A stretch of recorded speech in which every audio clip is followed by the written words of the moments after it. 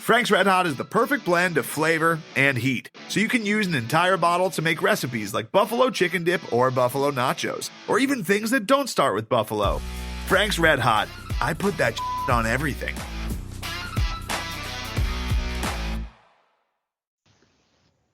Ready, Craig? I think I'm ready. I think I'm ready. All right.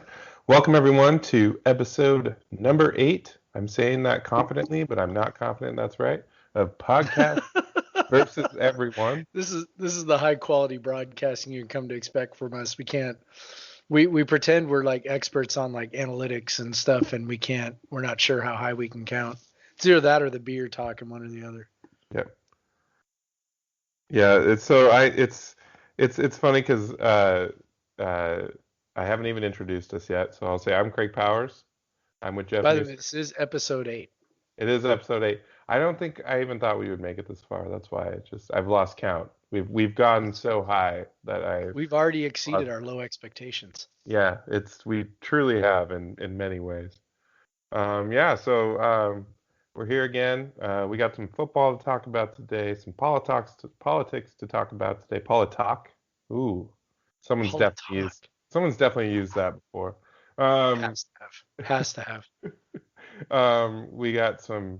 I'm calling it BORESKETBULL this week. It's BORESKETBULL. The team that Ernie Kent coaches is called BORESKETBULL. I see what you did there.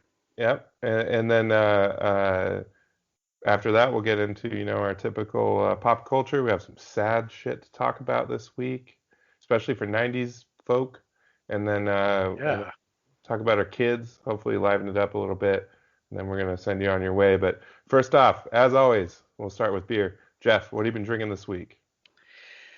You're not gonna believe this. I'm having a beer right now. What? I know, right? That's insane. I'm absolutely having a beer right now. In fact, I just uploaded it to Untappd episode 8. Tag you. Episode 8, first time. Yeah, this is a first for Podcast versus Everyone. So I didn't have any beer over the weekend, I thought, okay. I just got the notification on Untappd. So there we go. It'll spoil it for me.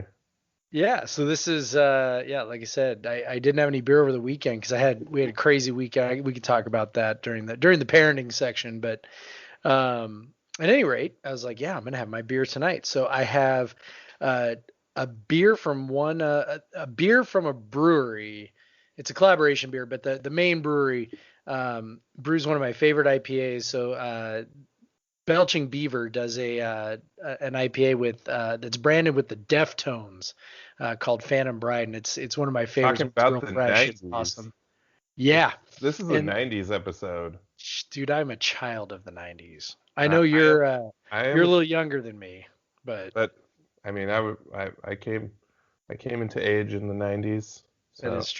That is true. So this one is their Tooth and Tail, which is a double dry hopped hazy IPA, and it is right up my alley. It's fantastic. It's hoppy and yet still citrusy. There's a little bit of pineapple going on there.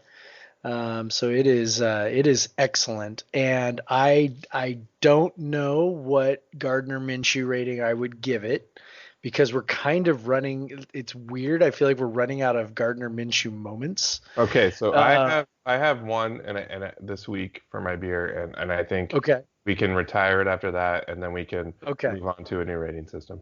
Okay, so let's go with this is Gardner Minshew pinning a sideways mustache on Mike Leach. Beautiful. Down there, it's like I said, it's a little hoppy, a little funky, but still kind of smooth the way he smoothly slid in there and just kind of slapped it on Leach's face, and he gets a surprised look, kind of like me when I finally get to have a beer after a week. Yeah, that's it's crazy. We've been doing this podcast now for 2 months. And I think the first podcast I said that you better be drinking if you're doing a podcast, and you have not been this entire time. But I haven't been. It's crazy. Yeah. So. But I am now. Yeah, Belching Beaver. I'm looking at this beer. It's a collaboration. The collaboration brewery is Coronado Brewing Company, which actually is it's an old school brewery, kind kind of one of the more famous breweries back in the day. Now all their stuff tastes not good. Like the palate, most people's tastes have changed. They haven't Sure. stayed super relevant. I would be surprised if like their market share has dipped considerably.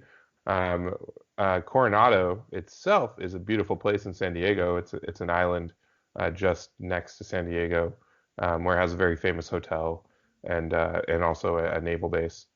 So it's a cool little island.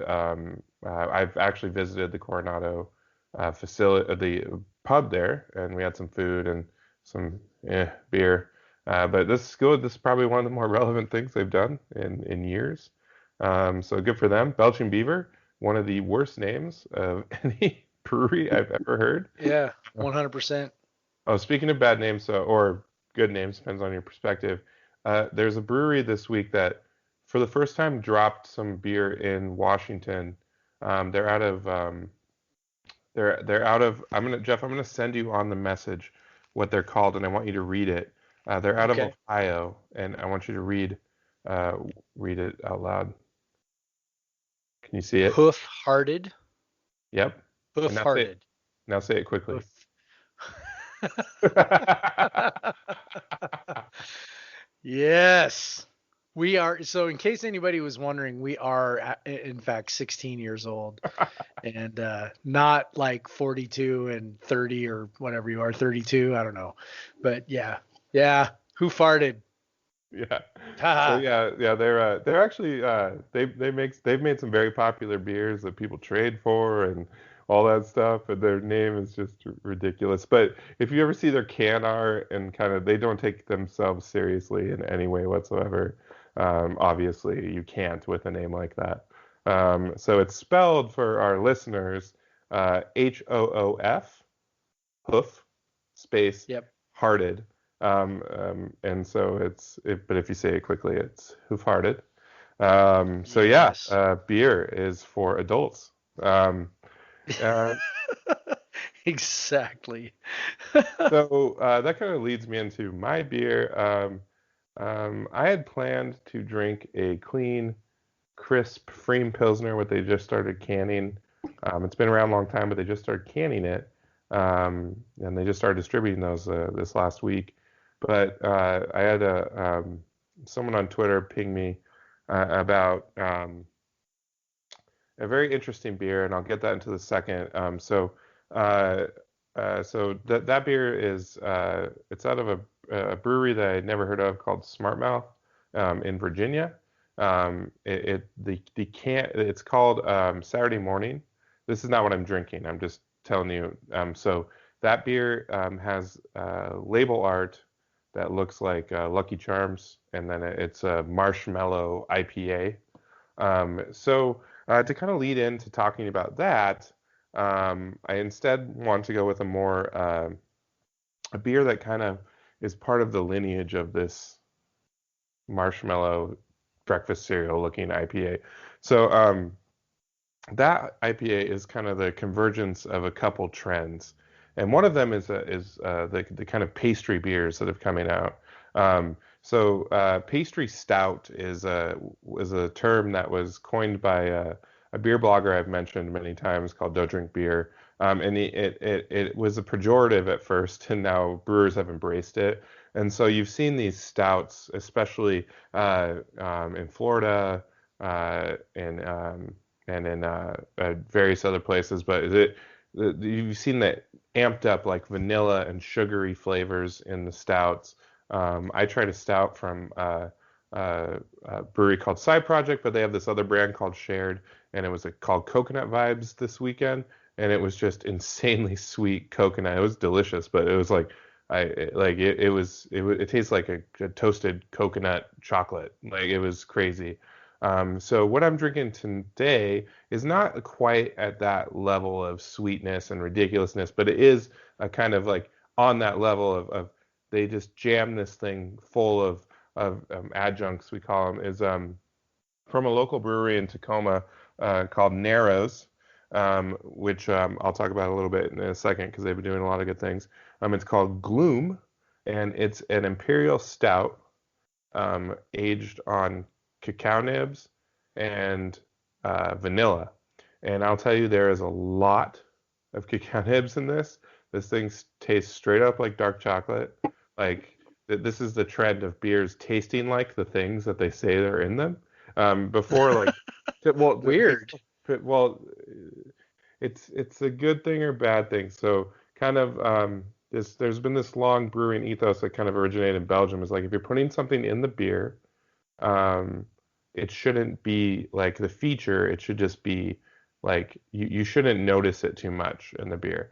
And there's breweries, and so a long time. So if a brewery would say they put vanilla, like a vanilla in a stout, it would just be a little vanilla. It kind of gave it a little kind of maybe it just give it a little bit of a hint of vanilla that kind of works with the flavors of the malt.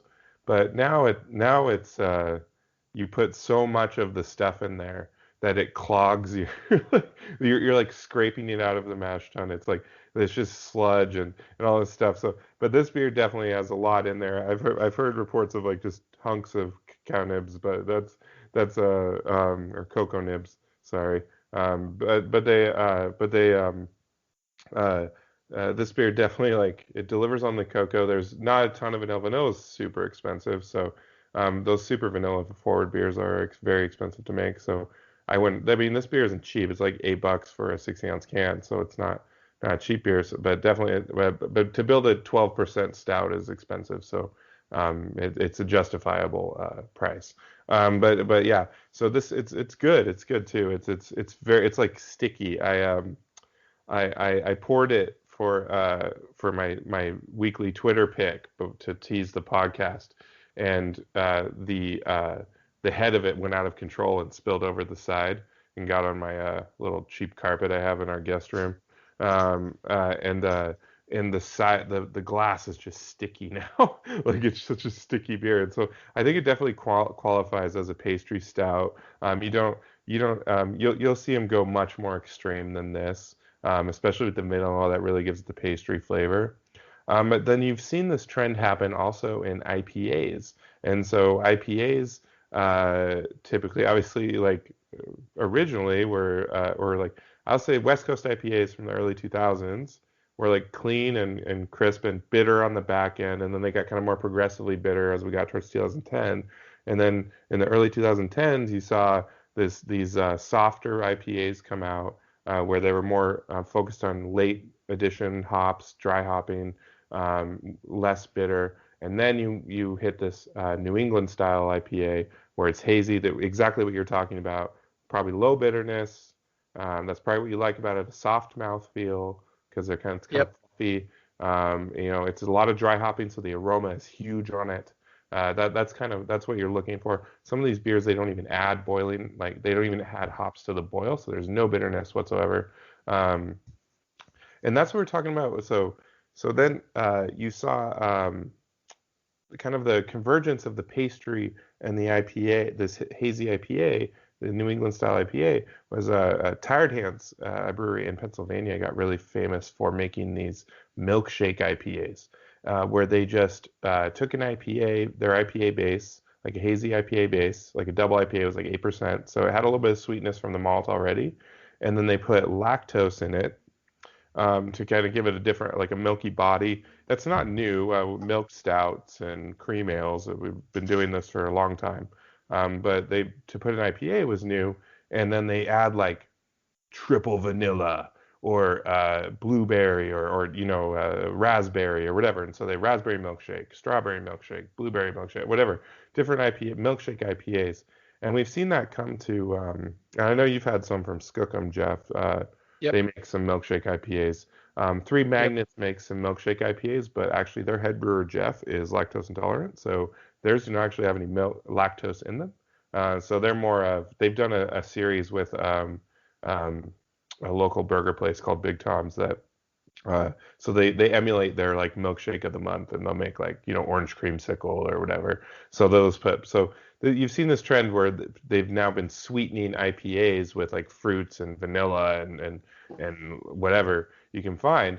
And then what blew up this week was, so the other trend I talked about last week when I was talking about taking these like intellectual properties from the 90s and 80s and putting them on beers and glassware and selling them, like just kind of appealing to people's nostalgia.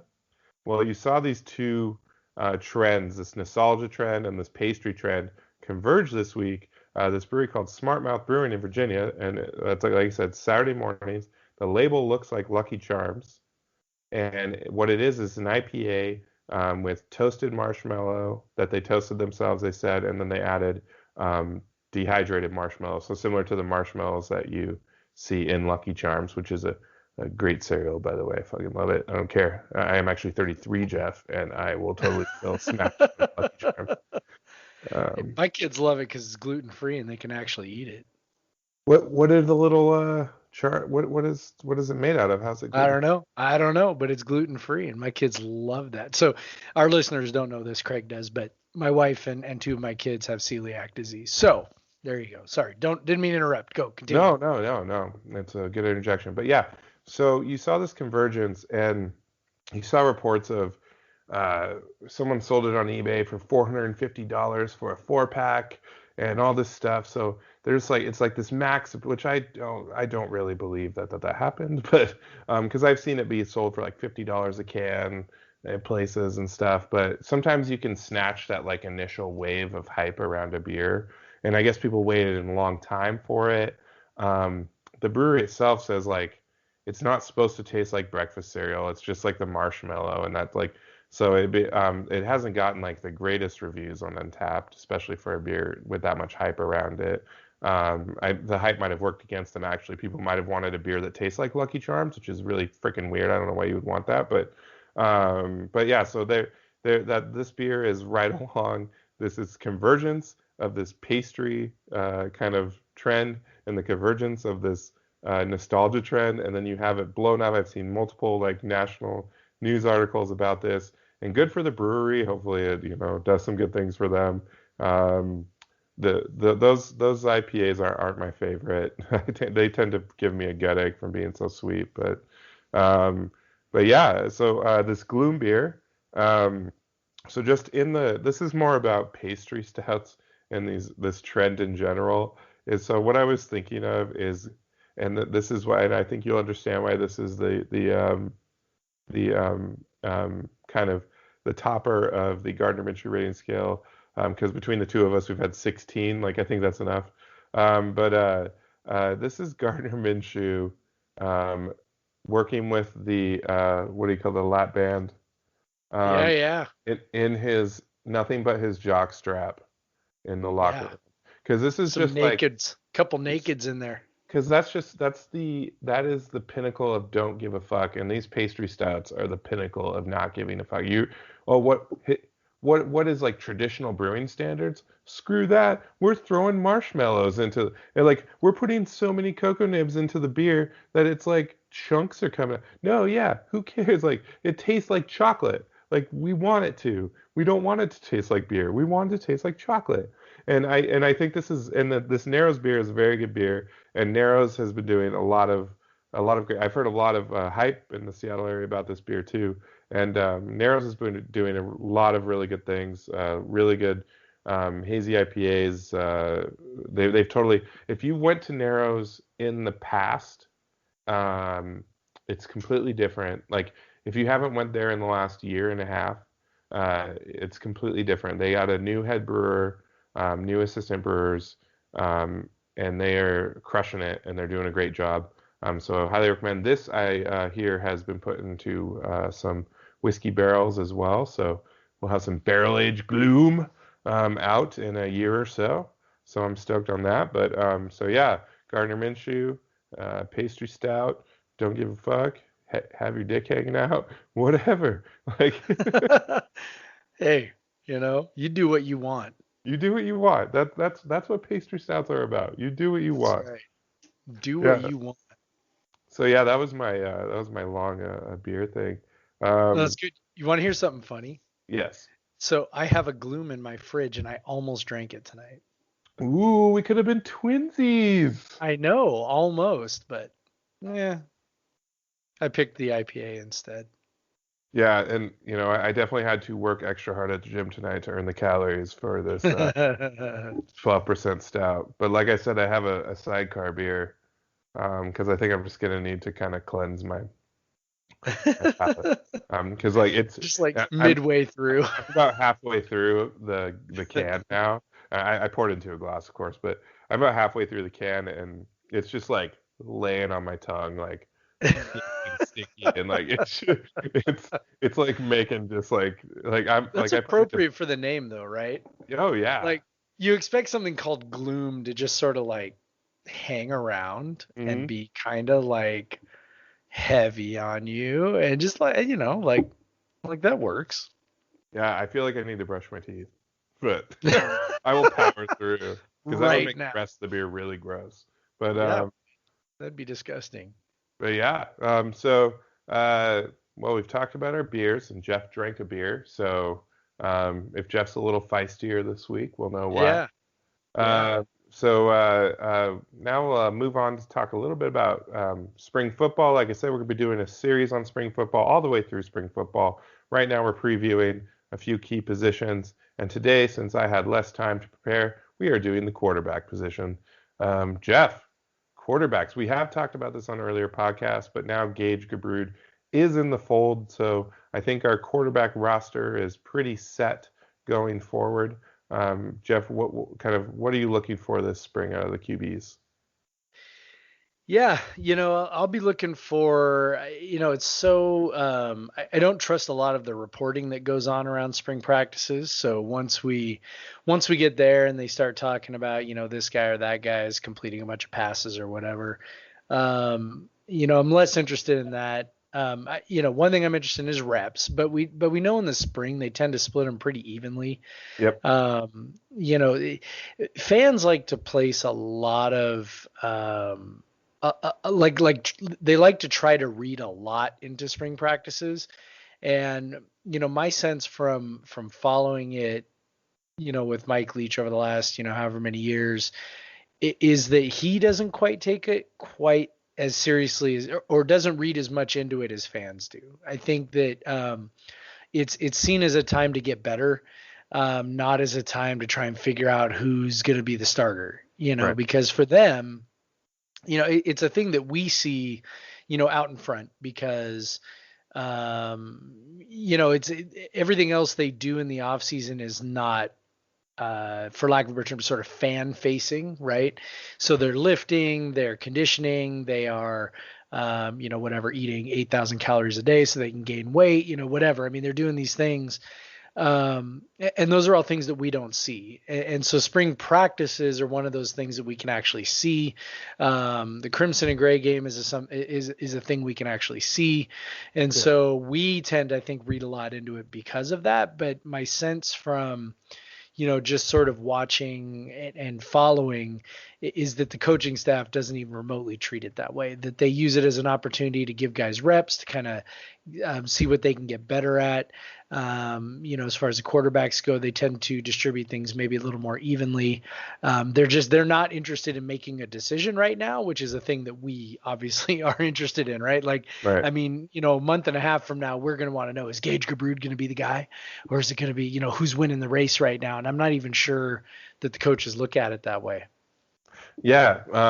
But I will also say one thing that maybe would be valid for us to observe is maybe the handle that Gebrud, compared to some of the other guys that have been in the program a couple years, have on Yeah. the offense.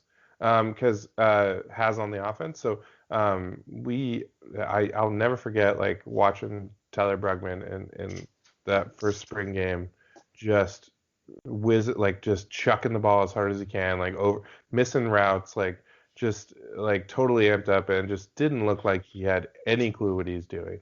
And Gebrud has that, but um, he's only got 1 year. This is his 1 year, so it'll be interesting. And he ran, there's definitely some similar concepts of the Eastern offense, but he didn't run like a true. There's no air raid like Leach's air raid at this point. No.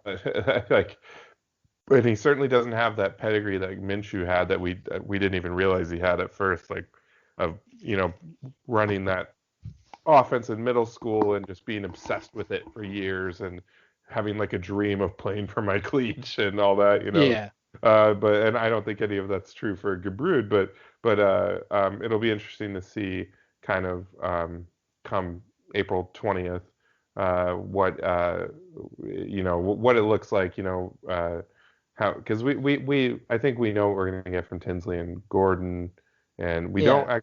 The wild card in there, of course, is Cooper. But honestly, if they thought dogs are barking, but I think if they thought that Cooper was that far along, I don't think they would have went and looked for another grad transfer.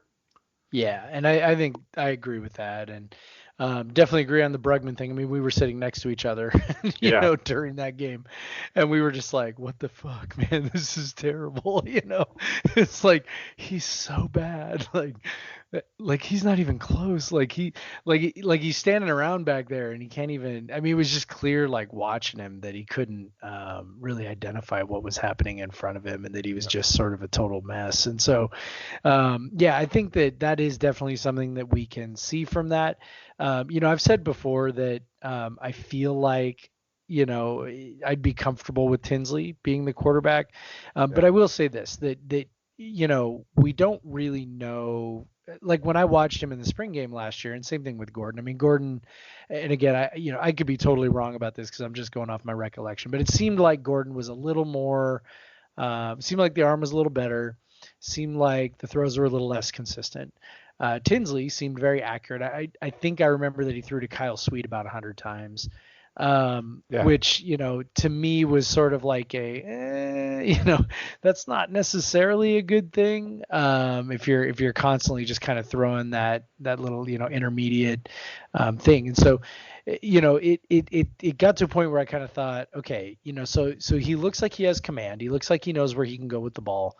The things you don't see in a spring game are, can he, do things with the ball to push the ball down the field? Can he do things with the ball to, really threaten all parts of the field against a, Pac-12 level defense? Those are all things that we can't see in a spring game. Right. We know that Gubrud can do that, because we've seen him do it.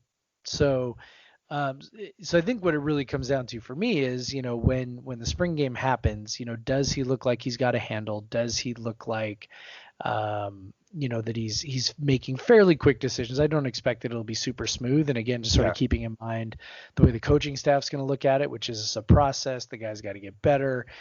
This is a chance to, to grow and to see some action against, some live defense where people are hitting. And, just kind of seeing like, does he look, like he's progressing as we would hope someone should, or does he look like like Tyler Brugman, and as long as he looks like he's progressing to me, I think that's fine. I think it's huge that he's here for this whole semester, to be around the guys and to lift and condition and all the things that, that everybody else is being there for midnight maneuvers, which they're doing right now. All those things are really good, from a leadership perspective and, from a getting familiar perspective. So that's kind of what I'll be looking for is, who looks, and maybe Cooper will surprise us, but I think I lean the way you said, which is, if they thought he was going to be ready, they're probably not pursuing Gubrud unless they just like Leach is just infatuated with Gubrud, which is always a possibility, right? That he could just be, wow, this kid, I could turn this kid into, a monster. And if he thinks that, then, good for him. I trust him. I mean, he seems to be a pretty good coach. So, I think it'll be interesting to watch. Agreed. Like you said, it's great that he's here this semester, and especially just from if he is going to be the starting quarterback, just from a leadership standpoint. I don't know anything much about his personality, but it's unlikely that he has the personality like Minshew, just to come in and like take control, in such a shaky situation. Like Minshew, so much about Minshew was kind of a once in a million opportunity, but that was one of the things about him. But so maybe Gubrud has that same, thing around him. I know he probably knows a lot of these guys pretty well. But he was an opponent, and they have for twice for some of these guys, and so that's something that they'll have to talk about and get over. And but yeah, so it'll be interesting. One more thing, Jeff. Right now, he hasn't even practiced once with WSU. But what are the odds you'd put on Gubrud being the starting quarterback? 90%. Yeah, I'm pretty much along that. Yeah, too. Yeah, I mean, Yeah. I don't think you're bringing him in unless you think he's going to be your guy. Like, I don't know. After last season, I was convinced that, I think a lot of our, regular readers know that I wasn't real high on their chances last year. I thought it was maybe like a 4 or 5 win team. And that was mostly based around sort of the mental aspect that, overcoming, the death of Tyler and just sort of all the losses with the coaching staff. I just kind of thought, these are college kids. And, I've seen so many college teams that just can't quite sort of wrap their brains around, adversity, and not because they're mentally weak or anything, but just because it's hard. And they're young and they're still relatively immature. After watching them last season, I finally got to a point where I was just like, obviously I was wrong about that. Very, very, very, very wrong. But there's a part of it where I go, okay, so going forward, do I adapt sort of my thinking on that?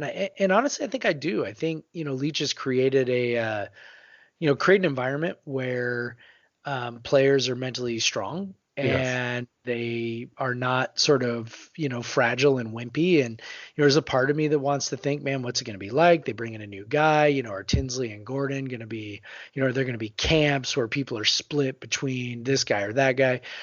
And I don't think there are going to be. I mean, again, there's always a chance that could happen, but I think this program has sort of demonstrated that, hey, this is how we do things, and we're going to bring guys in, and you're going to compete. And, if you don't like it, you can find another program. And, I think they recruit a certain kind of guy that can do that. And so I don't think that there's going to be much of that. And ultimately, I think these guys like winning.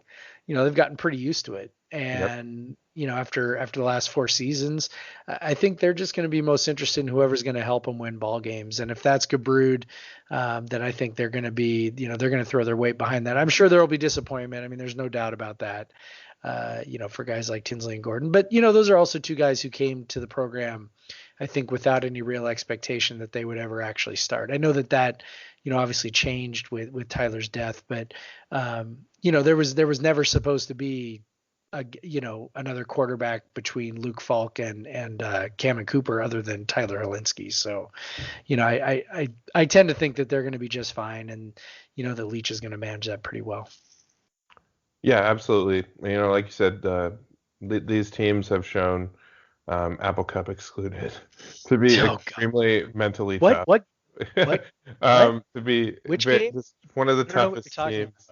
It really shows when they play teams like UCLA, and they play, they just beat, even Oregon. Like these kids are tough, and they don't believe that the world owes them anything, and they just out there, ready to kick some teeth in, even though they're typically smaller than the guy across from them, and they, really at least on incredible. defense. Yeah. I hope that our fans, I mean, I try not to be preachy, right? Like, I don't think either one of us tries to be preachy, but it's like, God, I hope our fans recognize what we're living through right now. Because we're about to talk about basketball, and, it's been 10 years since Tony Bennett did what he did. And it's just pretty much, with the exception of like one NIT season, it's been pretty much trash ever since. And what Mike Leach is doing is special, and I hope nobody's taking it for granted. So there you go, lecture over. Yeah, and I think the last this last season kind of brought over even myself, or even any who had any doubt about like when you put together, I know we still want to see WSU beat UW, obviously, but to put together an 11-win season and like that, when even the most the most optimistic people were saying like 8 wins, maybe the most people had them 6 or fewer. I think everyone, it's kind of, it showed what the program is. It is a program now. It's built. And you can plug a quarterback in, and you can do all this stuff, and they can handle the most tragic of circumstances. Which, by the way, I just want to point out, since you brought up Tyler, we've brought up Tyler multiple times. If you're on Twitter, Instagram, Facebook, whatever, there's a really cool thing going on right now called the 3-for-3 burpee challenge. I still owe PJ one. I haven't done it yet. Sorry. Sorry, PJ. You and Preston both. You guys got to get on with it. PJ in his shirtless glory intimidated me. So I've been a little timid. But yeah. So if you're on any social media, all you got to do is film yourself doing 3 burpees, and then giving a message about mental health awareness. You don't even have to do that, actually. Just share something, raising money, and then the goal is, of course, to raise money for Linsky's Hope. And yeah, I saw Jeff and your wife Sarah. Good for you guys. And then the kids, that was adorable. And do some pretty impressive burpees from the kids, I'm not gonna lie. But, yeah. Yeah, we had to teach them how to do a burpee. They didn't know what they were doing. I think Atticus kind of like, here's how you do it. Screen, but yeah. Yeah, he kept looking at his brothers like, am I doing it right? Am I doing it right? That's how little brothers roll. Float off screen so no one can see what you're doing. Yeah. I will say that, by the way, I want to say this about PJ. Like, the dude's out there, like, just totally jacked. And I know for a fact that dude drinks, like, as much or more beer than we do. Like, and these 12% stout, like these 12%. Oh my God. He drinks so much of this. So are we like, I don't know, like, is he drinking like 3 sips and pouring the rest down the drain? No, or is he just like going out, he just drink a beer and then go, we're going to have to figure this out with PJ. No. Does he drink a beer and then go run 18 miles so that, he can keep up that Air Force physique that he's got going on? I don't know. We need to investigate. He's got those, he's got those requirements of his size. He does. But yeah. He's a pilot. Yeah, now I know for a fact I'm not going to pick a fight with PJ. Oh, I know. Like when we were in Colorado, and I was getting a little lippy with some old dude down there at Folsom Field. I knew I had you next to me. I had PJ next to me. I had my buddy Joe next to me, who's a captain in the Army. Yeah. I was like, dude, I can run my mouth all day. Ain't nobody gonna mess with me. I got all these dudes next to me. And I know it's hard to tell from the video, so I'll just tell everybody. PJ's about 6'4", so yeah. It's like he's not just jacked. He's tall too. So anyway, I always feel good when I'm around you guys. 'Cause you and Sherwood and man, like BA, you guys are all taller than me, and I'm not short. I'm 6 feet tall. But I'm like the Coug Center crew. I know. I'm the little person in the Coug Center crew. Yeah, we'd be a really tall, but maybe ineffective, but at least we could fill some of the positions of a basketball team at least. So we should do an old man Coug Center team for Hoop Fest once. Dude, I want to do that for years. Absolutely. Oh, we got to do this. So next it's probably too late to get it together for this summer, but next summer. We got to get PJ to come back from Germany and get BA, me, you, BA, and PJ 3-on-3. And I'll just be like standing around, like shooting threes while you guys gobble up all the rebounds. Oh, it'd be perfect. You don't think I can shoot threes? What? Oh, I'm not saying you can't. I'm just saying what I'm going to do because I know my own personal limitations. All right. Well, I know what I can contribute, and that's about it. I have a feeling what that level of quality of basketball would look like. So now we're going to transition to talking about BORESKETBULL. which is some call it the WSU men's basketball team. After this weekend, it's now called BORESKETBULL. And we'd had such high hopes too for like a minute. Well, yeah, and so on Thursday, just that super fun game. So WSU lost 98-50 to Stanford. 98-50. So Stanford had a chance late on a break to get to 100 and make it 100-50, and I found myself rooting for them to score. But I have not seen in how many years? This is the fifth season. I have not seen an Ernie Kent led defense play that hard on the break, like ever. And they did not want to let Stanford get to 100 because they got the ball back and they damn it, we might be losing by 48, but you will not score that 100th point. So that's pretty much all that needs to be said about that game. But what's the saving grace of Thursday was a little later, we saw UW go down to Cal and lose. Like, how crazy was that? Like, I don't even think made me feel a little better. That is such an insane upset. Like that in terms of like KenPom rankings, that's like a 240 team difference. Like it's just crazy. And Cal is not good.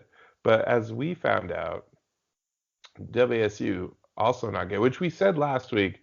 It's not out of the realm. It's very much within the realm of possibility for WSU to lose that game against Cal.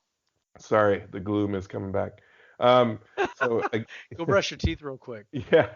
So it was very possible for WSU to lose that game against Cal, which they of course did. So completing of all the epic weekends that Ernie has had, that might have been his greatest achievement of shit. That the combo of the ridiculous 48-point loss to Stanford, which Stanford is not a good team, and like to lose to Stanford. No, Stanford's bad. Yeah, Stanford is a bad team, and they lost them by 48, and then they take a team that they smacked around 2 months ago.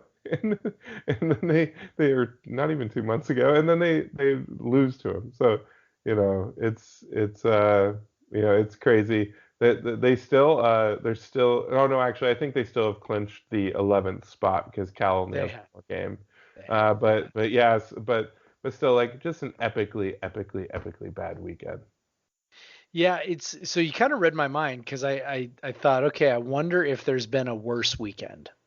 Like not just under Ernie Kent, but all the way back to the beginning of the Ken Palm era. So, you guys hear us refer a lot to Ken Pomeroy and kenpom.com and all that stuff. One of the reasons why we like to look at it is because, his adjusted efficiency metric is predictive. And so in other words, it really is sort of true, measures as best as we can, measures kind of the true quality of a team. It's not based on, resume or your record or whatever. It's really just based on your points scored, points allowed per possession.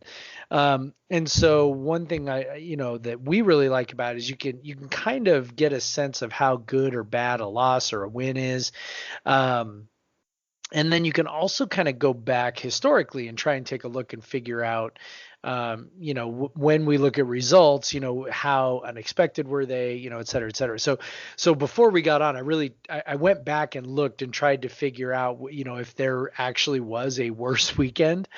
And to be honest, I couldn't find one. I went all the way back to 2002, which is when, Ken Pomeroy, that's how far back his records go. So that's, Paul Graham time.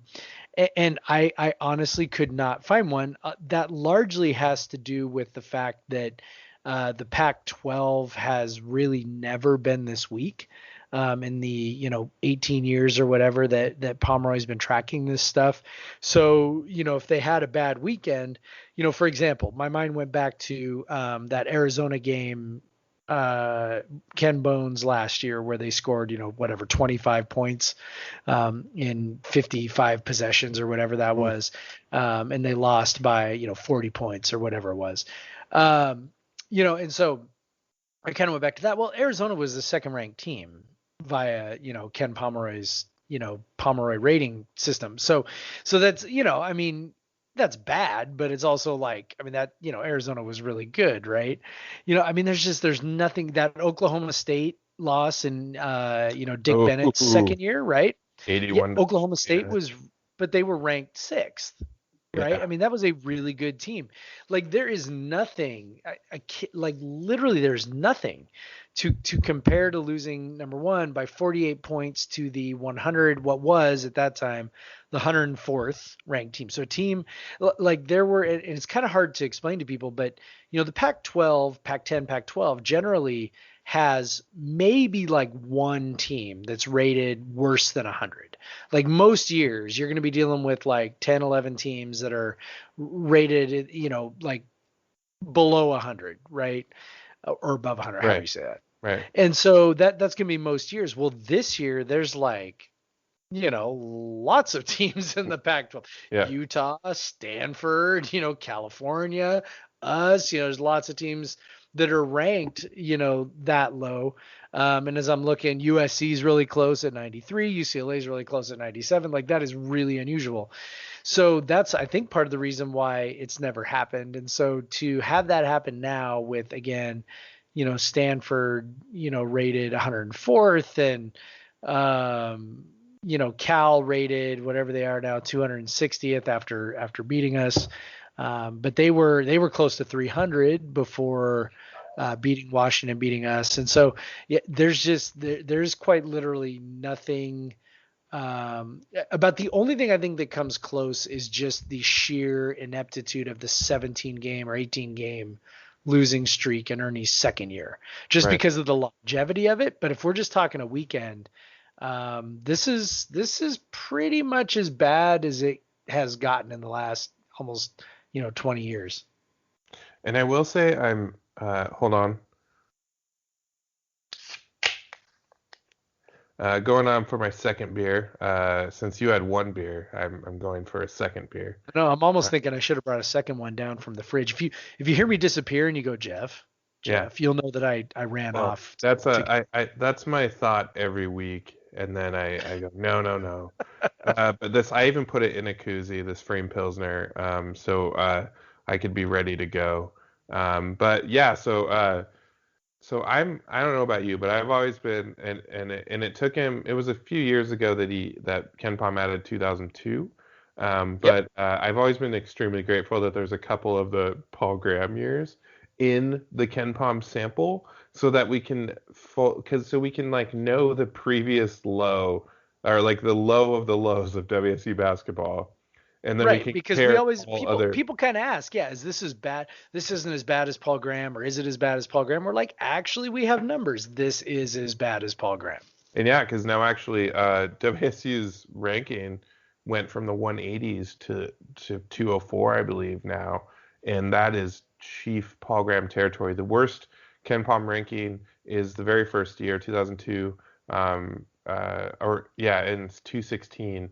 Paul Graham, with the likes of Justin Bellegarde and Justin Garcia, all the Justins leading the way. Somehow Marcus Moore, who knows how.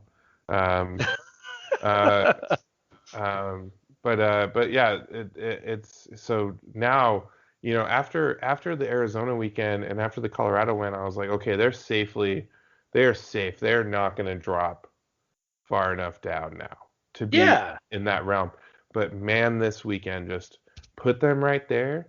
And now if they have another bad weekend against the Oregons, that's they're right there. Like and then so they have 3 more games, assuming they do not win their first Pac-12 tournament game, and 3 more games to jump over the 200 mark. And they've only got about a 60% chance of winning one of those games. Yeah. So yeah, that's Oregon and Oregon State this weekend. Yeah, they're just Oregon obviously wasn't what we thought they were going to be at the start of the year. But they're still, like you said, a typical Pac-12 team in the top, 100, and same with Oregon State. And yeah, it's just after this weekend, I think any of the energy that in the crowd and any of the student support that they may have built up probably got kind of squandered. So I don't see them getting that sort of like support that they were hoping for this last senior weekend. And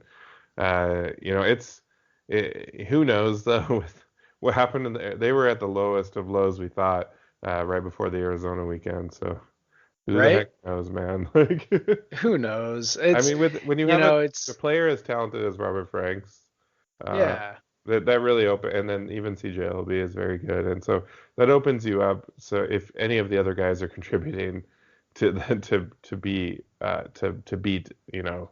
I wouldn't say anyone, but teams that are ranked in the 60s and 70s, which are the Oregon schools. Yeah. Well, one thing we know with Oregon is Oregon allows a lot of threes. Yeah. And their 2-point defense is pretty good. Their 3-point percentage defense is really, really, really good, even though they allow a ton of threes. So that part's a little counterintuitive, but yeah, WSU will have a chance in the 3-point lottery. We talked about that last week. Well, and they did. They'll have a shot in the first half against Oregon. That's right. Did. I forgot about that. Yeah, they still hit the lottery. They hit the lottery. They still played no defense. So in the second half, when the gambler's streak ended, I think that went from a 5-point lead to a 20-point loss or whatever. And Oregon does generate a bunch of turnovers too, and that's kind of been a bugaboo lately. Mm-hmm. So if I were a betting man, I'd bet that they probably shoot reasonably well, but turn it over a bunch and end up, one of those games where Ernie's like, if we just made a few more shots, and it's like, no, that's probably not. If you had taken a few more shots, yeah, if you were giving the ball away, and if you had gotten more shots up, possibly. Your offense would do well. Yeah, it's been interesting to see, even when they were playing before the Utah game last week, they were starting to turn the ball over more, and they've kind of reverted back to the previous year's Ernie ball, because one of the things that they were doing differently this year, even when they were playing poorly, they weren't turning the ball over as much as they had in years past, but now they've really been turning the ball over again. Oh, and they are actually back to being the worst defense in the conference. They had been 11th. They had risen up to 11th. Oh, and now also the number 11 offense in conference play. So, yep. Oh, man, I'm assuming Cal is number 12. What are they at? There's no way that Cal could catch them. Yeah, Cal's really terrible. Yeah. So and by the way, yeah, we allowed a team that is scoring, 0.95 points per possession in conference play to score, 1.01 or whatever it was against us, because and a team that's allowing 1.12, which is insanely high number, and 1.13, insanely high number after the WSU game, and to only score whatever they scored against them, then less around 1 point per possession. That just to like it just an epic failure of a game. Oh no, way less than, because it was 76. So it's 76 possessions. Cal had 76 points. So they were right on one.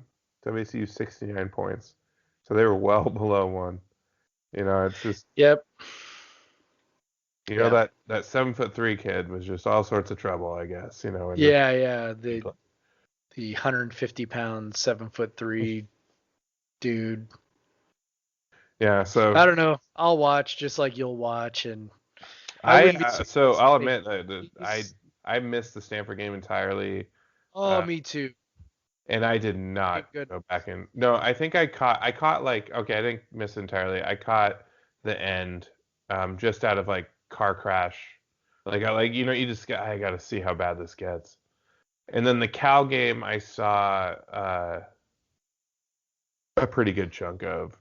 But I'm just those are getting I'm not going back to watch that even for you guys, not for you No, listeners. I'm not doing that.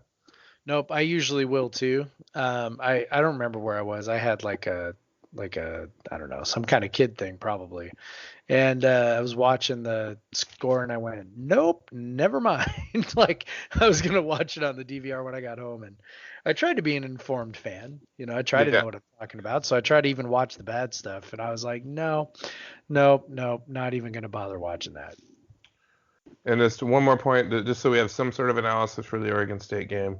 They are the best team in the conference, scoring on 2-pointers, and WSU is, as we know, absolutely horrendous at defending inside 3-point line, and is the 11th worst team in the conference at defending 2-pointers. So Oregon State's going to have plenty easy baskets. WSU will have to overcome that somehow if they're going to beat them. It's just gonna be layups and dunks all day. Yeah, pretty much. And as we can say, Oregon State is not that good of a team, but they're probably going to look pretty good against us. So, Probably yeah. Trace Tinkle's gonna win. I'm gonna predict it right now. Trace Tinkle's gonna be the Pac-12 Player of the Week. Yeah, that depends on what he does against UW, which is Yeah, I think he'll be a okay. horrendous like just not a fun defense to play. So No, yeah, but if he scores 50 against WSU, then yeah, which is possible. yeah, they play at a high rate, 70 possessions a game in conference play. WSU is not going to do anything to inhibit that.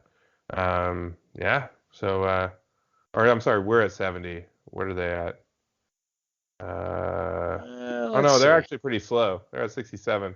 Never mind. So actually, but it'll probably be closer to WSU's pace, honestly, because usually when they're playing a team that they know they're significantly more talented against, they're not going to slow the game down. But, anyways, that's enough about BORESKETBULL. Yeah, that's enough. Yeah. So I did want to, before we left the sports segment of this sports podcast, I did want to go talk about there were some just today, today as when we're taping this podcast, some announced changes from Brett McMurphy, who inexplicably writes for something called Watch Stadium. I don't know how that happened, but okay. But hopefully It's like a station. It's a I think it's a streaming station. I Because think we watched, I'm pretty sure that was the station that New carried Mexico. the WSU Idaho game like last year or 2 years ago or something like that. I think like New Mexico State was on there or something. Maybe. It's Yeah, possible. I know I've definitely watched WSU basketball on Stadium, but apparently they have they hired one of the better college sports reporters or college football reporters in the world, in the country, after ESPN let him go.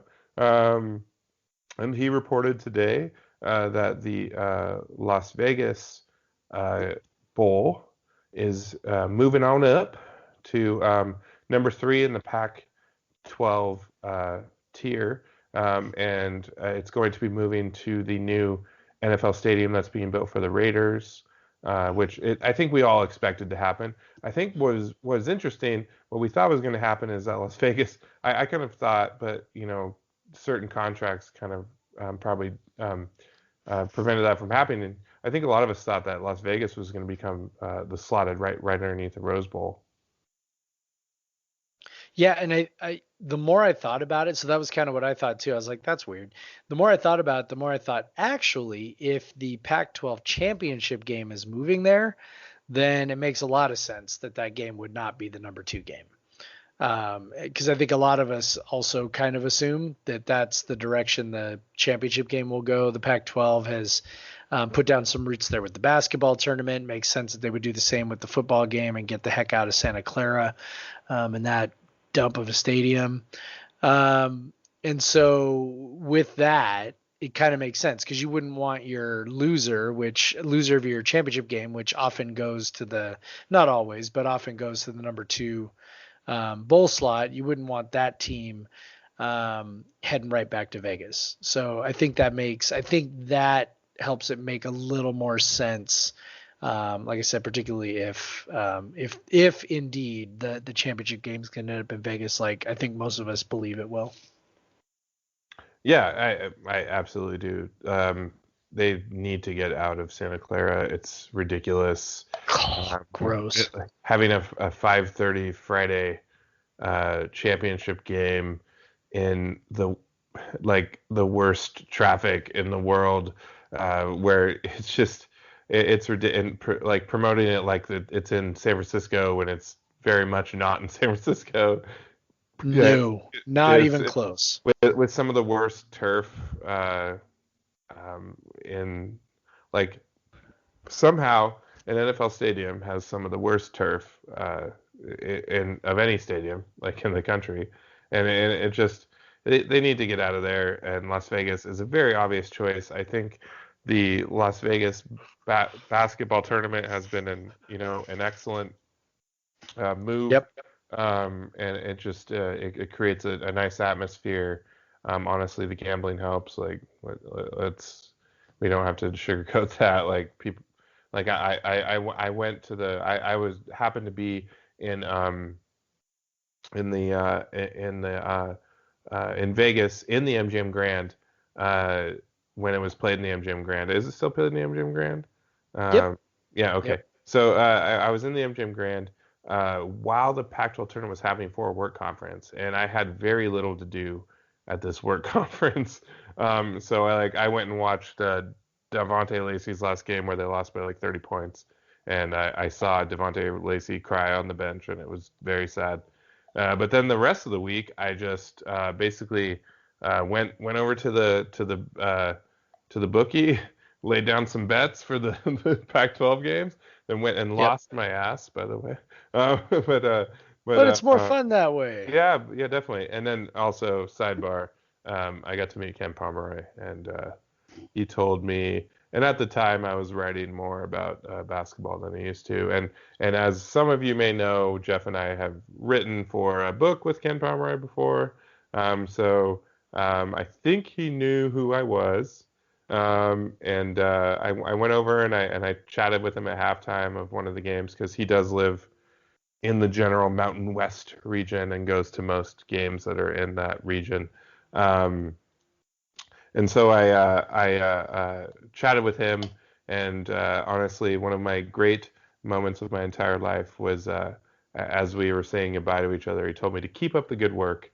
And oh man, yeah. that's like that. I don't know. That's like the Mean Joe Green Coke commercial where he's like, throwing the jersey at the kid, or like Michael Jordan being like, like playing one-on-one with you and letting you score about it. But the real life Michael Jordan would never do that, but in a Gatorade commercial he would. Yeah.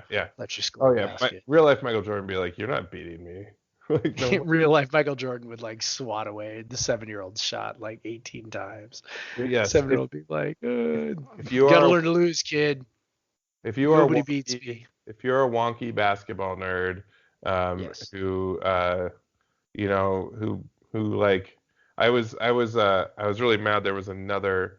So I thought my name was gonna be right next to Ken Pomeroy's on the basketball prospectus, but there was someone else with a PO name, and I can't remember who. But so there was separated us. I was like, how are there that many people with names that start with PO on their last name when they list all the authors? I'm like, that's crazy. I was like, I'm gonna be right next to Ken Pomeroy, right on that list. Like I remember that was the main thing I cared about being in that book. I'm like, my name's gonna be right next to Ken's name, or whatever. Yeah. So he he told me to keep up the good work.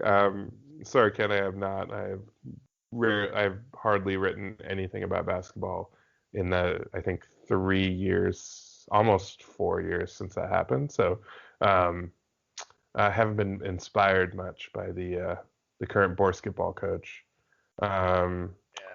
That guy. Yeah. Snake oil. All right. By the way, if people didn't see PJ's epic paragraph, all his Sunday morning recaps oh, of fantasy basketball for the last month. it's so fantastic. If you haven't seen it, if you haven't been to his Sunday column, HCA, whatever, just kind of, and he has just a paragraph in there, just absolutely, just neutering. I don't have like a good word for it, like Ernie Kent, just absolutely demoralizing and shaming, and it's so fantastic. I love it. Yep, it is the proper level of salt. Yes. So now that we somehow turned talking about the Pac-12 bowl structure, which we barely talked about. The rest is how Jeff, you had some comments on, so I don't care, it doesn't matter. Go read Jeff's post on Cougar Center. He went into more detail. We turned that into talking once again to shit on Ernie Kent. So that's how we turned that back around. Talked about Pac-12 football. You can't really shit too much on Ernie Kent. Like, it's kind of, as one does, right? As one does. Okay. Well, we should start the count. We should have started the countdown earlier, but then this Arizona weekend happened, and it was like, why you ruined everything? But there should only be 2 more podcasts where we actually have to talk. Well, maybe 3, because we might do a little recap of the season, which you'll know how that goes. So 2, maybe 3 more podcasts where we have to talk about. Maybe he'll get fired, and then we can talk about that. Oh, that's going to be a very special episode of podcast. Instead, but what'll probably happen instead is probably 5 players will transfer, and then we'll talk about that. Yes. Yep. Yeah, because that's just from we don't have to get into it, but just from what I don't know. Let's get into it. What he said specifically, that there's things going on. Oh my God! Yeah, don't even get me started on that.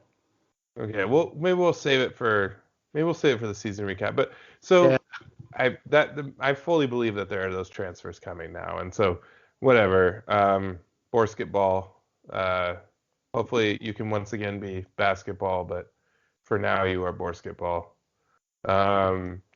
So now that we've talked about sports for a good amount of time, so none of you complain. No one ever has. Oh shit! Well, yeah, we're deep. We're over an hour already.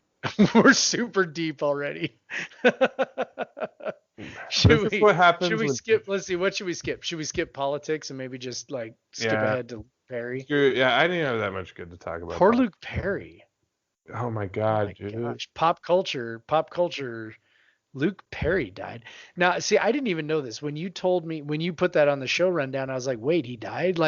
I saw yesterday that he had a stroke, but apparently sometime after that, he actually died from the stroke. Yeah. And I did not know that because I don't, most people I think know that I don't hang out on the Twitters much anymore.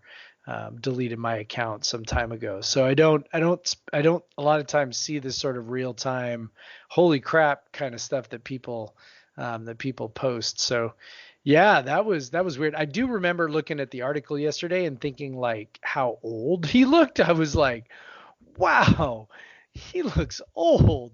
And maybe that's not very nice. I don't know. But that was just sort of the first thing that popped in my mind. And now I feel bad because now he's dead. Yeah. So he's apparently known to this newer generation because he's like the dad in some show on the WB. He was the hot dad. But from what I remember, and I was probably not of the regular age to watch Beverly Hills 90210, but my parents were pretty young. They had me in 1985, and they were both 23.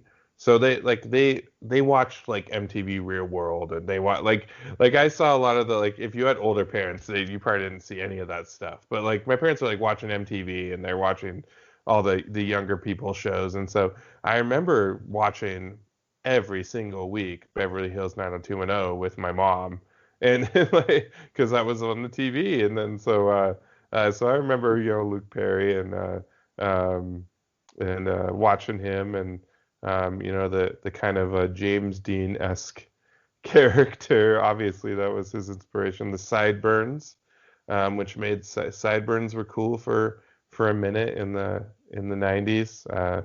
So yeah, I definitely remember that, even though I probably wasn't old enough to be watching that show. But I remember Luke Perry and Ian Ziering and was it Tiffany Amber Thiessen? Was she on that show? Right? Oh Or yeah. Melrose Place? Oh yeah. I get the Melrose Place confused a little bit too, but Oh no, she was on that yeah. So show. you were more of the age She'll to always be on you Saved were by the you Bell were to me. you But were more of the age maybe you at least had friends that watched 90210 because it was like right when you yeah, high school and college. yeah. I mean, my favorite memories of 90210 were when I was in my fraternity and we would do 90 night with a sorority. Like that was kind of. Oh Then I yeah. had to pretend like I actually cared. Like, but we'd invite them over. They'd sit in our basement. We'd make nachos or whatever, and just generally look like a bunch of good guys hanging out with a bunch of good looking women. So that was sort of my exposure. Because I mean, it'll shock everybody to find out, given my level of pop culture knowledge. That I was not that into 90210. That was not something I cared to spend my time doing. But again, once a week, if there were girls involved, then that was okay. Yep. Do do do do do do do do do something like that. Yeah. Uh, Yeah, yeah, that's close enough. yeah. The Peach Pit, man. The Peach Pit. Everyone hangs out down at the Peach Pit. Yeah. Oh yeah. Yeah, dude. I remember a lot. I mean, I was like, Hey 10, man, but rich kids have feelings too, Craig. yeah, yeah. Their lives are not easy. Well, it's funny. Like, I think that just like much of like WWB, which became like whatever it is called now, CW, like CW, was yeah. just kind of a lot of knockoffs of like those shows, like of the like the rich cool kids and their, or it's like it's kind of funny. That's kind of been a thing that or on Fox they had the when I was in college it was the OC, which was just another version of Beverly Hills 90210, really, and basically a soap opera with teenagers that they play in prime time. And Luke Perry, obviously, he was a heartthrob for. If we have any, Yes, he was. we have maybe some of our listeners, they, and apparently he was the hot. He was still doing that. He was the hot dad on shit. What was the show? I'm going to find it. I have his Wikipedia page pulled up. It is called Riverdale.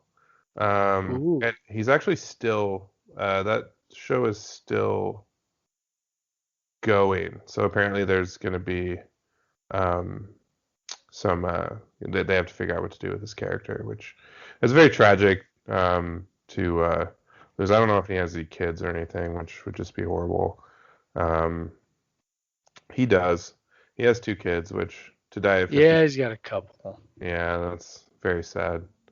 Yeah, strokes are no joke, man. I mean, I know we're sort of laughing, but it's awful. And yeah, strokes are no joke. Like when when you see someone having a stroke, if you intervene nice and early, they have a really good chance of survival. It's just a matter of sort of recognizing the symptoms. If you see if someone's complaining, of a severe headache on one side, or if they start having slurred speech, or sort of a droopy face on one side, or one part of their body's not one half of their body's not working as well as the other half. Those are all signs of a stroke. Call 911, get them there. They do the PSAs on the radio where they're like, seconds save lives with a stroke, which is totally true. When you're talking about a brain and blood flow and all that good stuff, like literally every second matters. So be on the lookout for that kind of stuff because it can happen even fairly young, even though it also appears that perhaps he lived a fairly full and difficult life, but Yeah. but I mean, yeah, it's if you notice something's off, man, better safe than sorry. You never know. Yeah. And just to end this on a little bit more of a lighter note, I saw this story about him that there's an actor, his name's Colin Hanks. I'm not familiar with him at all. But he had this story. He was on a flight, and it was the flight. Throughout the flight, there was these two kids that were just screaming at each other the whole time. And then about 30 minutes before they land, this guy comes out of first class and blows up two balloons and hands them to the kid, or blows up a balloon and hands them to the kid, and they like quiet down. Like they're like, this guy says these kids were about ready to just like explode, and Luke Perry just hands them, or the guy is Luke Perry, and he comes out because this actor is in line with him getting off or later next to him getting off, because I was thinking international flight, so I think they were in customs or something. And so he's in line with him, and then he's like, hey, Luke, I know you, blah, blah, blah. And this Luke Perry knew him from something else, and he said that he always carries balloons with him on planes for that exact same reason. So I thought that was a pretty funny story about it. That's pretty smart. That is pretty smart. I like that. Yeah. That's a public service right there. Yeah. As much as you fly, Yeah.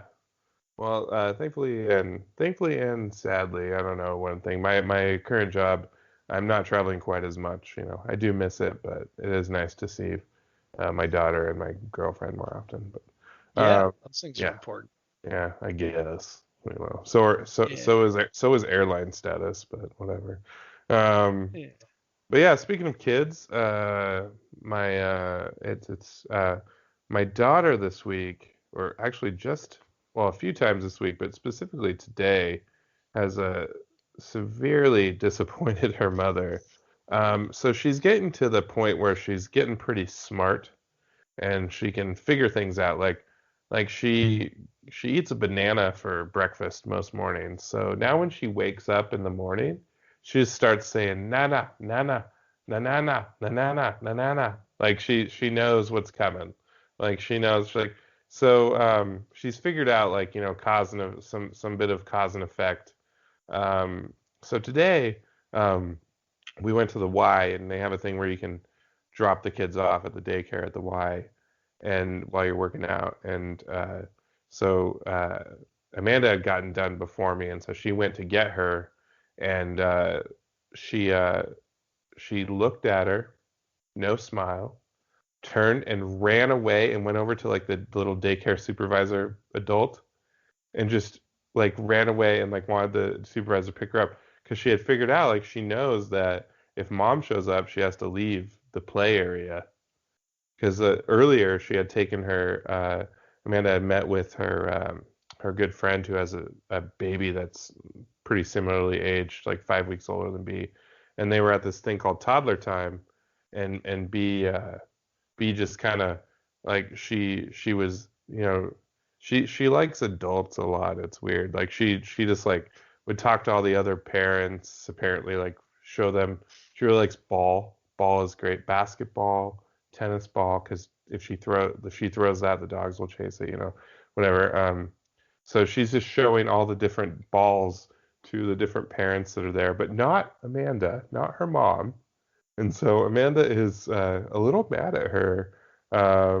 Tonight when she went to bed, she was screaming and yelling and kind of running away from her mom and going to me and putting her arms up. Save me, Dad, save me. Oh, that's how it starts. Which is like, I just want to be like, no. Don't. She's learning how to pit you guys against each other. So Amanda's like, you're putting her to bed. Like, so I put her to bed, which of course went just fine. Of course. I let her pick out the book, and she picked Where the Wild Things Are, which you come to memorize quickly. Yeah.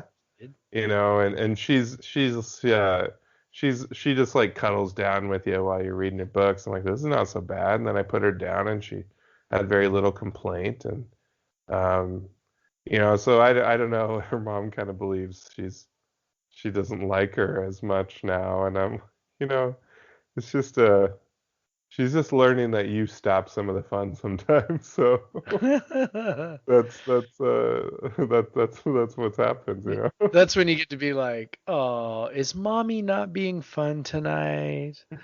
Oh, let daddy rescue you. She's already showing some signs of daddy's girl, but Oh, dude, you're so toast.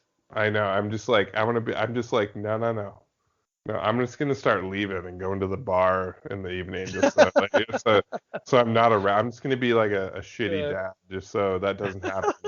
Because I don't want to deal with like what poor mom, like it, it hurts her a lot more if she's not the favorite. So I'm like, let her be the favorite.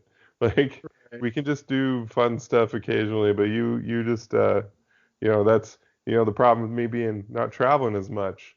Before I was gone a lot, so she get attached to mom, and now I'm there all the time, and she but yeah, so I'm hoping that that's just a little phase, and I'll start doing some of the bad guy thing, which I do a lot of the bad guy things. So I don't know why she picks out mom, but hopefully we can turn it around, and then she can start asking her mom to pick her up instead of asking me to pick her up or a random stranger. So Yeah.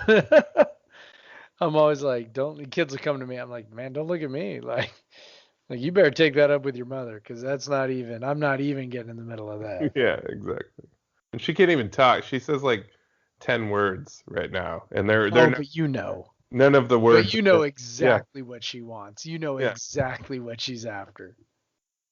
yeah. Right Yeah. about you, Jeff. I know you've been busy. We had our festival of birthdays last weekend, so I can't remember if I mentioned this on the podcast last week or not, You but did. we have so my oldest birthday is on March 2nd. My youngest birthday is on February 29th. He's a leap year baby. So we have two birthdays, one with a kid who just turned 12, another one with a kid who just turned 7, within just a couple of days of each other. So we ended up celebrating birthdays all weekend, which means I'm still actually pretty tired and I'm still kind of recovering from the long days. The good news is neither one of them wanted a party, which was weird. I'm like, are we related? Are you sure? I'm always down for a party. But they didn't want to. So so Joshua, my older, had one friend come over and we took him to Red Robin, and then we took him to this place at the mall called Play Live Nation, which is basically rented, video game space. You sit in front of a screen and you can play video games for hours, which he loves. And then the next day we drove up north and went to the infamous trampoline park, which I know I mentioned. Ooh, calling Yeah. back to the maybe Oh, first episode even. God, he wanted the trampoline park. So we went to the trampoline park. Atticus wanted the trampoline park. So we went there. Nobody ended up injured, so that was good. We let's see, we ate at Five Guys, and we went to the Funko store, which is so that Yeah. was the big thing that Atticus wanted. He wanted to go to the Funko store up at Everett. So he was on a mission to find the Funko Hulkbuster. And so lo and behold, we got up there because last time we were there, they did not have one. And so we got up there and they did have one. So he got his Funko Hulkbuster, Marvel Hulkbuster So figure thing. And just clear for point of clarity, is Hulkbuster the like Iron Man Hulk? yes, the Iron Man Hulk. Okay. And it's actually metal. So a lot of their stuff's like vinyl.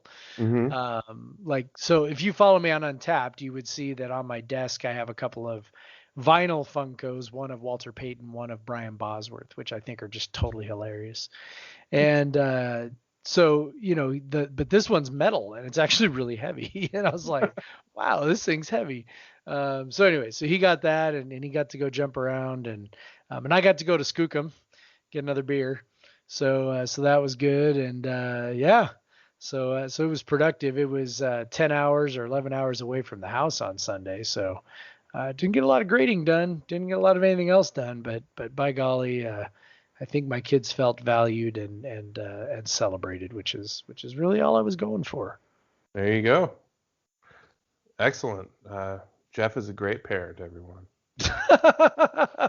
I don't know about that, but I am willing to take my kids to a location where they can buy and do ridiculous things, and so if that makes me a great parent, then yeah, I'm the world's greatest dad, which is another thing you would see on that Untapped photo. I am the world's greatest dad because my kid made a mug that says so. I recall giving my dad a keychain like when I was like 10 that said he was the world's greatest dad. So I don't know when this happened, when you usurped him. I'm sorry. I took it. I took the mantle, and I will, if I have to, I'll fight your dad. My dad is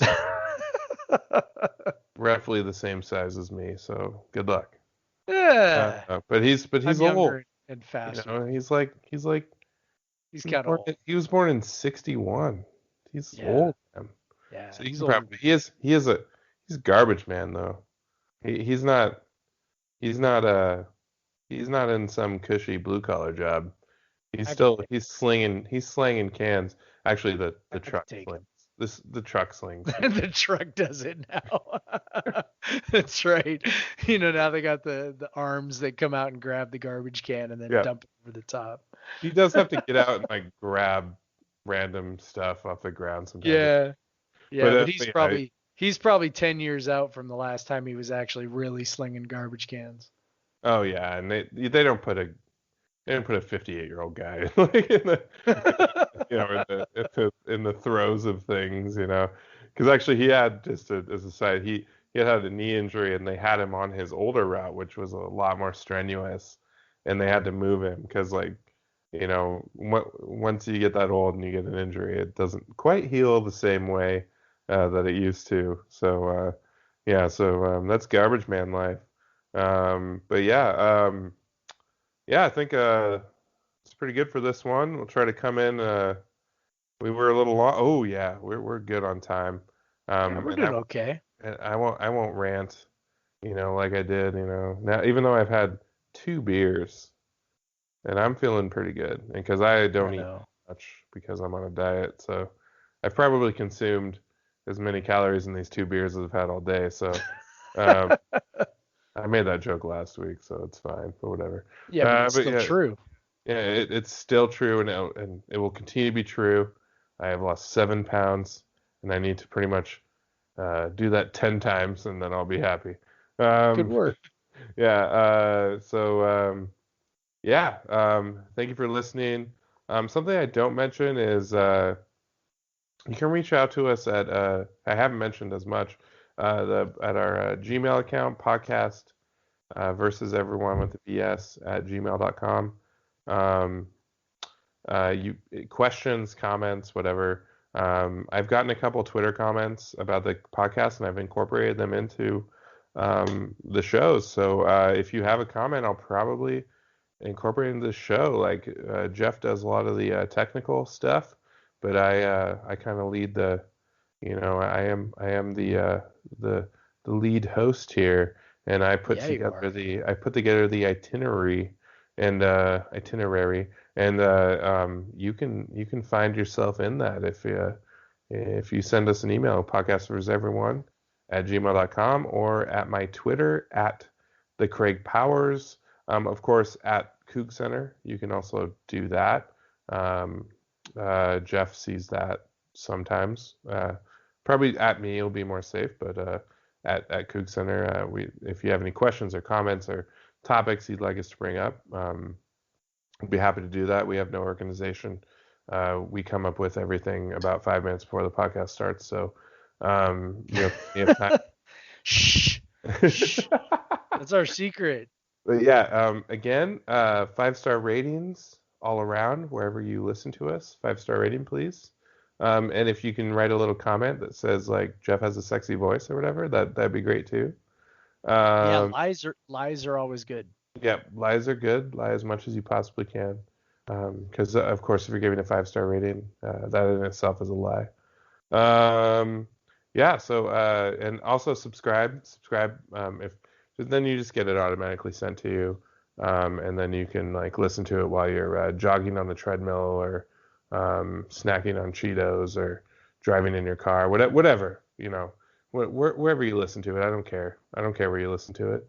You know, at a bat mitzvah. I don't know. Like where maybe it's boring. Maybe you're at a really shitty movie and you're like, fuck it, I'm gonna listen to a podcast instead. This is so bad. To do that too, because podcasts won't bother anyone around you. No. Yeah.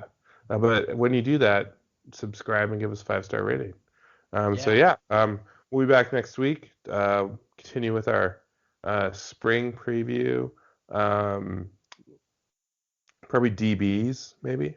What do you think, Jeff? DBs, maybe next. DBs that sounds good. good. Yeah, one of those positions that are on the field. We'll recap whatever happens in basketball. We might talk about politics even, as long as we don't ramble too much about Ernie Kent. Because Ernie Kent is so exciting. Yeah. And then yeah. So yeah. Can never get enough of talking about how shitty he is. Oh, never enough. But also I'd love to stop talking about it. Yeah. So, thank you everyone. And we'll see you next week.